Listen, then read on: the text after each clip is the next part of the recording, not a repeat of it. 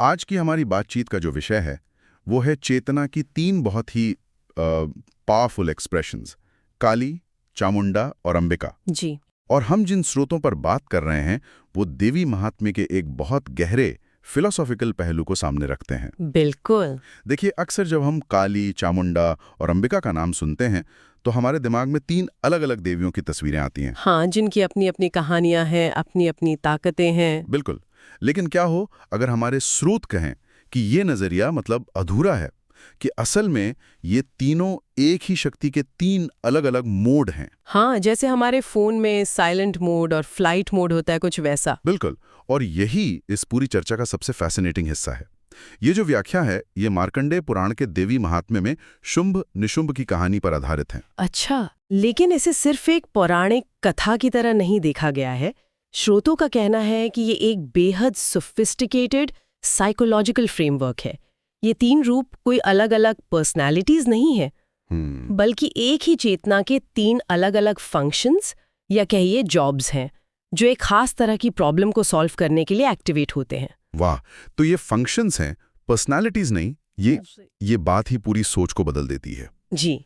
तो इसका मतलब ये हुआ कि ये शक्तियां कहीं बाहर से मदद के लिए नहीं आ रही हैं, बल्कि हमारी अपनी चेतना ही सिचुएशन के हिसाब से खुद को एडजस्ट कर रही है। हाँ, खुद को एडजस्ट कर रही है। ये टकराव को बढ़ाना नहीं, बल्कि चेतना की स्पेशलाइजेशन है। बिल्कुल। तो फिर सवाल ये उठता है कि इस स्पेशलाइजेशन की जरूरत ही क्यों पड़ी? एक ही शक्ति एक ही रूप से काम क्यों नहीं चल सकता था? बहुत अच्छा सवाल है, और स्रोत इसका जवाब हमारे ईगो की नेचर में देते हैं। अच्छा। वो कहते हैं कि जब हमारा अहंकार, हमारी गलतियां, हमारी कमियां बहुत मोटी मोटी और साफ होती हैं, मतलब जब प्रॉब्लम एकदम सामने दिख रही हो, तब एक ही तरह का सुधार, एक ही तरह का स्पिरिचुअल पुश काफी होता है। जैसे कि अगर किसी को पता है कि उसे गुस्सा बहुत आता है, तो प्रॉब्लम सीधी है। एग्जैक्टली। लेकिन जब हमारा ईगो स्मार्ट हो जाता है, सटल हो जाता है, और अपनी गलतियों को जस्टिफाई करने के नए नए चालाकी भरे बहाने ढूंढ लेता है, जब वो सच को तोड़ मरोड़ कर खुद को सही साबित करने लगता है, तब सुधार को भी स्पेशलाइज्ड होना पड़ता है। सही बात है। आप एक ही हथौड़े से हर तरह का पेंच नहीं कर सकते। आपको अलग अलग टूल्स चाहिए। काली, चामुंडा और अंबिका वही स्पेशलाइज्ड टूल्स है जो चेतना ईगो के अलग अलग बहुत ही सोफिस्टिकेटेड रेजिस्टेंस के जवाब में इस्तेमाल करती है। ठीक है, तो ये एक one size fits all solution नहीं है। चेतना अपने आसना से सही टूल निकाल रही है। चलिए तो फिर इन टूल्स को एक एक करके समझते हैं। जी। सबसे पहले काली, शायद सबसे ज्यादा जानी पहचानी और सबसे ज्यादा मिसअंडरस्टूड शक्ति। स्रोत बताते हैं कि वो कब सामने आती हैं। स्रोत कहते हैं कि काली तब प्रकट होती हैं जब चेतना का कोई हिस्सा किसी पुरानी पहचान या डर से बुरी तरह चिपक जाता है। जब हम किसी चीज को इतना पकड़ लेते हैं कि वो हमारी तरक्की में रुकावट बन जाती है। अच्छा। साइकोलॉजिकल टर्म्स में कहें तो काली उस सडन शॉकिंग क्लैरिटी का प्रतीक है।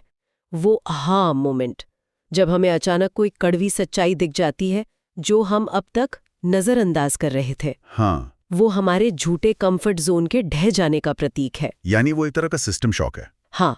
लेकिन इसमें और विनाश में क्या फर्क है? क्योंकि काली का रूप तो विनाशक ही लगता है। हाँ, फर्क इरादे का है। स्रोत इस बात पर बहुत जोर देते हैं कि ये विघटन, ये इंटरप्शन विनाश के लिए नहीं है। अच्छा। ये एक जरूरी जागरण है, एक ऐसा झटका जो हमें उस भ्रम, उस इल्यूजन से बाहर निकालता है जिसमें हम जी रहे होते हैं।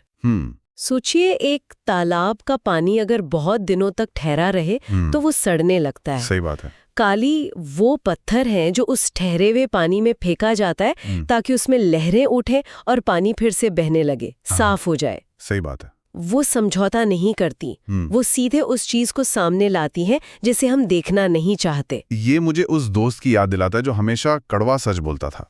उस वक्त तो बहुत बुरा लगता था, लेकिन बाद में एहसास हुआ कि वही असली मदद थी। वो मेरी जिंदगी में काली का काम कर रहा था। बिल्कुल सही एनालॉजी है। वो एक तरह का शॉक ट्रीटमेंट है, लेकिन चेतना द्वारा खुद को ही दिया गया। जब चेतना का एक हिस्सा किसी पुरानी पहचान या डर में इतना फंस जाता है कि वो आगे नहीं बढ़ पा रहा, तो काली एक विघटनकारी शक्ति के रूप में प्रकट होकर उस जड़ता को, उस स्टैग्नेशन को तोड़ देती हैं। ठीक है, तो काली उस चीज पर काम करती हैं जो जिंदा हैं लेकिन गलत रास्ते पर हैं या एक जगह अटक गई हैं। लेकिन उन आदतों या रिश्तों का क्या जो अंदर से मर चुके हैं, बस एक लाश की तरह हम उन्हें ढो रहे हैं?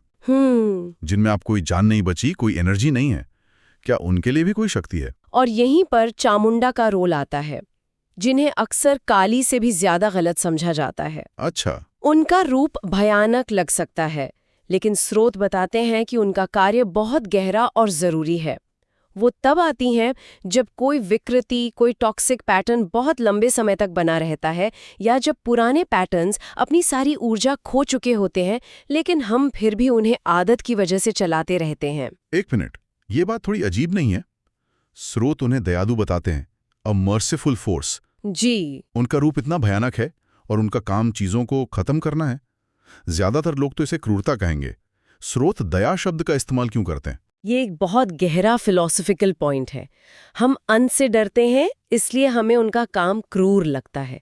लेकिन आप सोचिए, एक पेड़ की डाल जो पूरी तरह से सूख चुकी है, जिसमें अब कभी पत्ते नहीं उग सकते। हाँ। वो पेड़ पर सिर्फ एक बोझ है। उसे काट देना ही उस पेड़ के लिए दया है, ताकि पेड़ अपनी एनर्जी नई जिंदा डालियों पर लगा सके। अच्छा। हाँ। चामुंडा वही काम करती हैं। वो उस चीज के अंत का प्रतिनिधित्व करती हैं जिसमें अब जीवन शक्ति नहीं बची है। वो उस डीके की प्रोसेस को पूरा होने देती हैं जिसे सुधारा नहीं जा सकता। वाह। हमें उन चीजों से मुक्त करना जो हमारे लिए बोझ बन चुकी हैं, जिनसे हम खुद को मुक्त नहीं कर पा रहे हैं। क्या ये दया नहीं है? वाह, जब आप इसे इस तरह से समझाती हैं तो ये बिल्कुल समझ आता है। तो चामुंडा एक तरह से वो मैरी कॉन्डो वाली शक्ति है जो कहती हैं, डज दिस स्पार्क जॉय? और अगर नहीं तो उसे जिंदगी से बाहर निकालो। हाँ, आप कह सकते हैं। लेकिन ये एक बहुत ही इंटेंस मैरी कॉन्डो है। ये एक महत्वपूर्ण सवाल खड़ा करता है। क्या? कि हम उन चीजों को क्यों पकड़े रहते हैं जो अपनी जीवन शक्ति खो चुकी हैं, चाहे वे आदतें हों, रिश्ते हों या विचार हों। चामुंडा उस जड़ता पर काम करती है जहां चीजें बस आदतन चल रही हैं, उनमें कोई ऊर्जा नहीं बची। वो उस प्रक्रिया को पूरा करती है जिसे हम पूरा करने से डर रहे हैं। तो काली ने झटका दिया, चीजों को हिलाया। चामुंडा ने उस चीज को पूरी तरह से खत्म किया जो मर चुकी थी। ये दोनों ही बहुत इंटेंस फोर्सेस हैं। जी, बहुत। इसके बाद तो सब कुछ बिखर गया होगा। यहाँ पे अंबिका की भूमिका आती है। स्रोत बताते हैं कि वो हिंसक नहीं है, वो केंद्रीय बुद्धिमत्ता है, तो सेंट्रल इंटेलिजेंस। उनका क्या काम है? अंबिका की भूमिका इन सब में सबसे ज्यादा जरूरी है। भले ही वो सबसे कम ड्रामेटिक लगती हो, उनका काम है समन्वय और संतुलन बनाए रखना।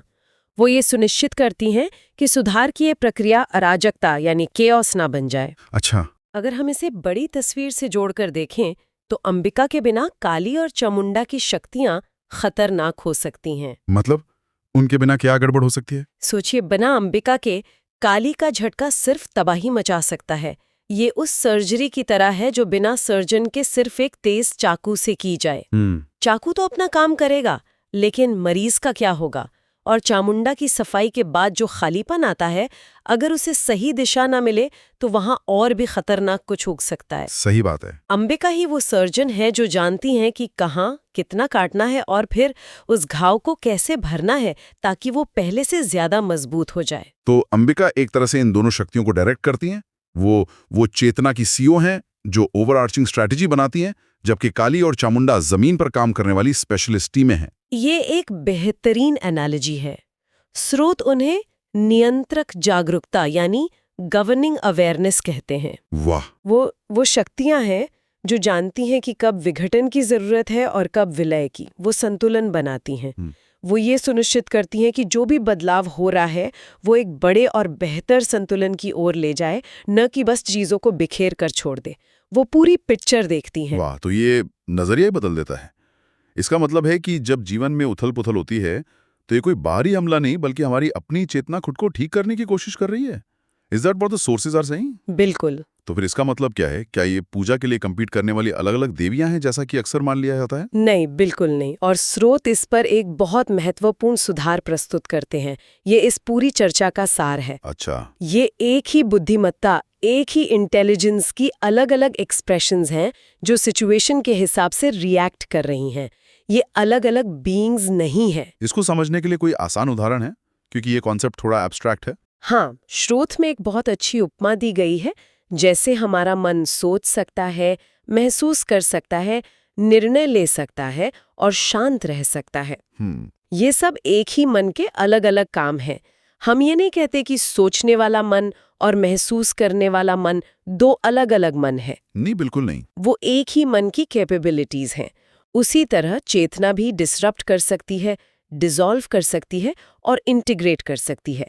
काली, चामुंडा और अंबिका उसी एक चेतना की ये 3 पावरफुल कैपेबिलिटीज हैं जो जरूरत पड़ने पर एक्टिवेट हो जाती हैं। ये एक बहुत ही शक्तिशाली विचार है। ये मिथोलॉजी को साइकोलॉजी से जोड़ देता है। जी, तो चलिए इस दर्शन को हमारे रोजमर्रा के जीवन से जोड़ते हैं। जी। ये शक्तियां हमारे जीवन में कैसे दिखती हैं? स्रोत बताते हैं कि मानव जीवन में ये हर जगह दिखती हैं और हम सब ने कभी न कभी इनका अनुभव किया है। काली उन पलों की तरह है जो हमारे भ्रम को तोड़ देते हैं। जैसे कोई कठोर सच अचानक हमारे सामने आ जाए, किसी करीबी का धोखा या अचानक नौकरी चले जाना, कोई ऐसी सच्चाई जो हमें हिला कर रख दे लेकिन जिसके बाद हम पहले जैसे नहीं रहते। वो एक पेनफुल वेकअप कॉल है। और चामुंडा वो कैसे दिखती है? चामुंडा वो अंत है जिनका हम विरोध करते हैं लेकिन जिनकी हमें सख्त जरूरत होती है। जैसे किसी टॉक्सिक रिश्ते का खत्म होना जो सालों से हमारी एनर्जी चूस रहा था, या किसी ऐसी नौकरी का छूटना जो हमारी क्रिएटिविटी को मार रही थी। उस समय हमें बहुत दुख होता है, लगता है सब खत्म हो गया। बिल्कुल। लेकिन महीनों या सालों बाद हमें एहसास होता है कि वो हमारी जिंदगी का सबसे अच्छा मोड़ था। वो उन चीजों को जाने देना है जो अपनी उपयोगिता खो चुकी हैं। और फिर अंबिका जो इन सब के बाद आती हैं। अंबिका उस तूफान के बाद की शांत सुबह की तरह है, जब उथल-पुथल खत्म हो जाती है और हम चीजों को एक नए साफ नजरिए से देख पाते हैं। अच्छा। जब हम टूटे हुए टुकड़ों को उठाकर एक नई बेहतर तस्वीर बनाते हैं। ये वो समझ है जो कहती है, ठीक है, जो हुआ सो हुआ, अब आगे क्या करना है। वो हमारे जीवन में फिर से व्यवस्था और संतुलन लाती हैं। और यहाँ आकर्षक बात यह है कि स्रोत कहते हैं कि हीलिंग या ग्रोथ किसी एक शक्ति से नहीं आती, तो फिर बल्कि सही समय पर सही शक्ति के एक्टिवेट होने से आती है। कभी कभी हमें एक झटके की जरूरत होती है, काली। कभी कभी हमें कुछ चीजों को पूरी तरह खत्म करने की जरूरत होती है, चामुंडा। और कभी कभी हमें बस शांति, धैर्य और संतुलन की, अंबिका। सही बात है। असली बुद्धिमत्ता इसी में है कि हम पहचान सकें कि इस समय हमारी चेतना को किस टूल की जरूरत है। तो अगर हम आज की बातचीत को समेटें तो हमने देखा कि काली, चामुंडा और अंबिका अलग-अलग देवियां नहीं, बल्कि हमारे ईगो के सटल रेजिस्टेंस के जवाब में एक ही चेतना की अडैप्टिव रिस्पॉन्सेज हैं। जी। काली विघटन है, चामुंडा विलय है और अंबिका इन दोनों को संतुलित करने वाली एकीकरण की शक्ति है। बिल्कुल, देवी इसलिए अनेक रूप नहीं लेती क्योंकि वो क्रोधित हैं या ब्लड थर्स्टी हैं, बल्कि इसलिए क्योंकि बुद्धिमत्ता हमेशा सिचुएशन के हिसाब से खुद को ढाल लेती है। देवी महात्म्य हमें इन शक्तियों से डरना नहीं सिखाता, ये हमें सिखाता है कि ये हमारी अपनी ही चेतना की शक्तियां हैं जो हमारे विकास के लिए, हमारी भलाई के लिए काम कर रही हैं, भले ही प्रक्रिया दर्दनाक लगे। और ये हमें यह पहचानने की शिक्षा देता है इस समय कौन सी आंतरिक शक्ति की आवश्यकता है। बिल्कुल। यह एक विचार है जिस पर चिंतन किया जा सकता है। किसी के जीवन के विभिन्न चरणों में कौन सी शक्ति सबसे अधिक सक्रिय रही है और इस पल में अभी किसकी जरूरत महसूस होती है। क्या एक झटके की, या किसी चीज को जाने देने की, या फिर सब कुछ समेटकर एक नया संतुलन बनाने की। और अंत में, जैसा हमारे स्रोतों में भी जोर दिया गया है, यह समझना जरूरी है कि यह चर्चा पूरी तरह से दार्शनिक और साइकोलॉजिकल समझ के लिए है। जी, ये बहुत महत्वपूर्ण है। इसका मकसद अपनी आंतरिक दुनिया को बेहतर ढंग से समझना है और ये किसी भी तरह के बाहरी अनुष्ठान या हिंसा को बढ़ावा नहीं देता।